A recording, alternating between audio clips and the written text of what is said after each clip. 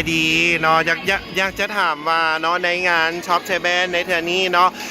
เข้าร่วมในกิจกรรมเนาะมาเฮ็ดอหย่างอยู่ที่นี่วันนี้นะคะก็มาประชาสัมพันธ์ค่ะเกี่ยวกับงานท็อปไทยแบรนด์2019เองค่ะซึ่งในงานนี้ต้องบอกเลยว่ามีสิ่งที่น่าสนใจและก็ผลิตภัณฑ์นะคะสำหรับคนที่จะทำธุรกิจเนี่ยมากมายเลยนะคะงานของเราเนี่ยนอกจากจะมีการต่อยอดธุรกิจแล้วนะคะวันนี้ก็จะมีทางด้านของผลิตภัณฑ์ให้มาทดสอบทดลองหรือจะเป็นการชิมอาหารอร่อยๆรวมไปถึงการเวิร์กช็อปในงานนี้ด้วยเพราะฉะนั้นแล้วเนี่ยคนที่สนใจอยากทำธุรกิจหรือว่าใครที่อยากจะ